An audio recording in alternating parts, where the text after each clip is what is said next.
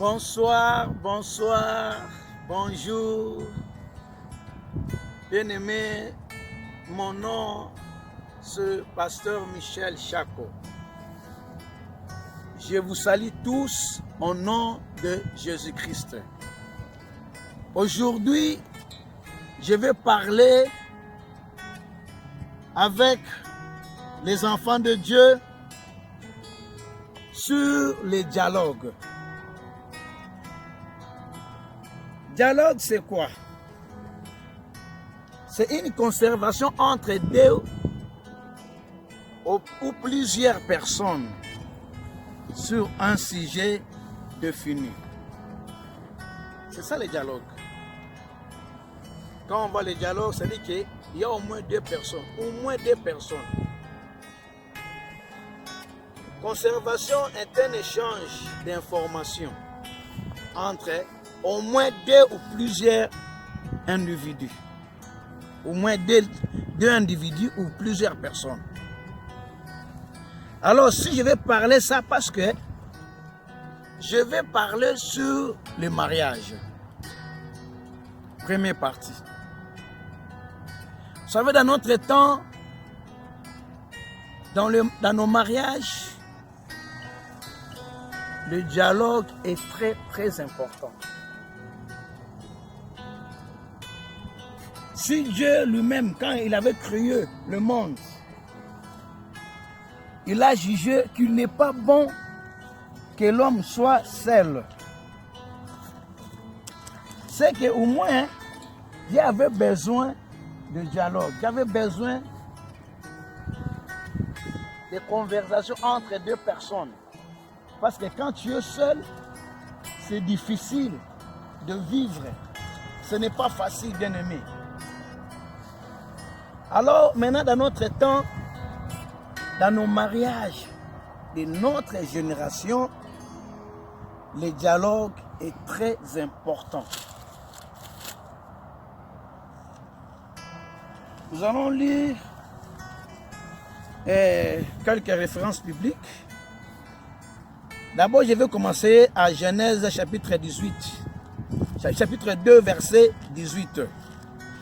Nous allons lire là-bas. Vous allez voir, parce que je parle sur les dialogues dans les mariages. C'est très, très important. La Bible nous dit ceci. Genèse, chapitre 2, verset 18. L'Éternel Dieu dit, il n'est pas bon que l'homme soit seul. Je lui ferai une aide semblable à lui. 19. L'Éternel Dieu forma de la terre tous les animaux des champs et tous les oiseaux du ciel. Et il le fut venu vers l'homme pour voir comment il les appellerait. Enfin, que tout être vivant portait les noms que lui donnerait l'homme. Et l'homme donna des noms à tous les bétails, aux oiseaux du ciel et à tous les animaux des champs.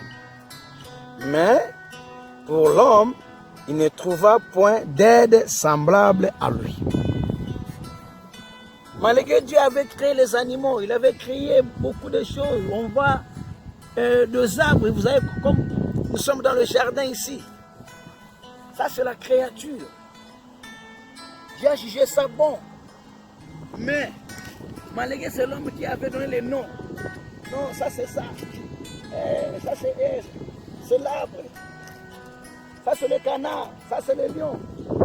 Malgré tout ça, malgré la beauté de la nature, mais il manquait quelque chose qui était semblable à l'homme.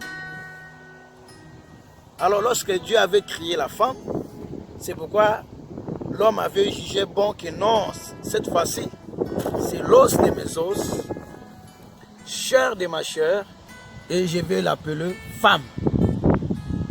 Bien-aimé, une femme, c'est une bénédiction à l'homme.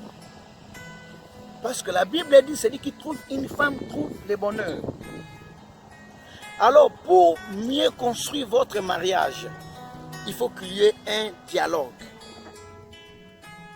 Le dialogue, c'est très, très important dans le mariage.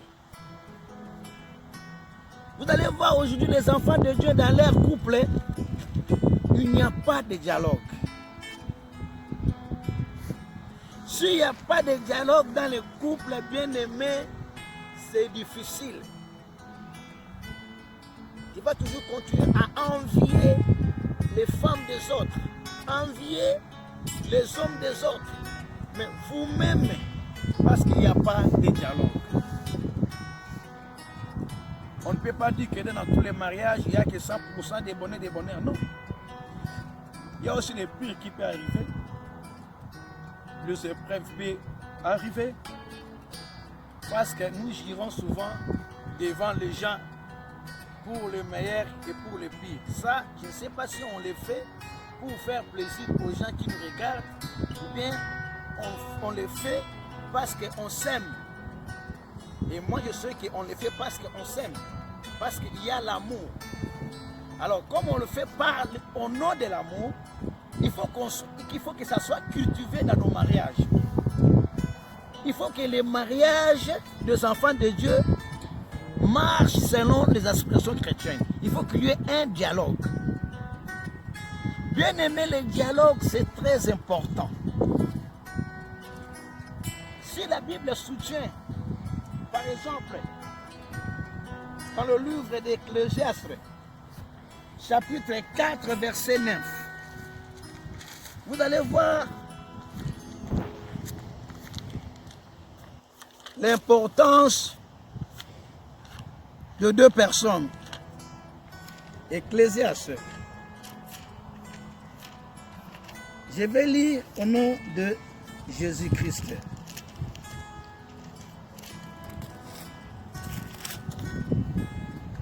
Ecclésiaste 4 et 9, on dit ceci. Je vais lire au nom de Jésus-Christ. Deux valent mieux qu'un, parce qu'ils retirent un bon salaire de leur travail. Car ils tombent, l'un relève son compagnon. Mais malheur à celui qui est seul et qui tombe sans avoir un second pour les relever. Bien aimé, si quelqu'un tombe, l'autre est là pour le relever. Et puis ils ont un bon salaire. Mais malheur à celui qui vit seul. Et c'est pourquoi je parle au nom de Jésus-Christ, même tous les célibataires. Dieu va vous répondre. Parce que c'est malheur à celui qui vit seul. Parce que quand il tombe, il n'y aura pas moyen de vous relever. Il n'y a personne. Mais si vous êtes en deux, vous allez voir que non, si l'autre tombe, l'autre va relever. Alors ça, c'est la première partie de ce message. Bien aimé, il y a la puissance entre deux personnes. Alors, dans ces deux personnes, il faut qu'il y ait l'entendement. Il faut qu'il y ait un dialogue. Il ne faut pas avoir un esprit de chien méchant à la maison. Tu vois, ta femme, c'est comme, je ne sais pas, vous trompez les gens pendant que vous marchez dans la rue, c'est comme vous êtes ensemble. Mais en réalité, à la maison, il n'y a pas de dialogue. Bien aimé, vous avez besoin de dialogue. Construisez votre vie ensemble. Partagez les idées. Écoutez l'un et l'autre.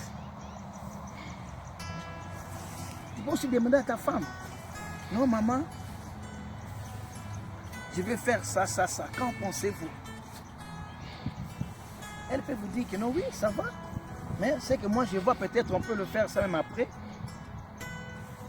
Pour le moment, non. Et vous allez discuter ensemble. Et puis, vous allez avoir une idée qui va vous aider à réaliser vos rêves. Mais si tu dis que non, moi je suis un homme, je suis le chef, je suis quoi? Non. Ça, ce n'est pas ça un problème.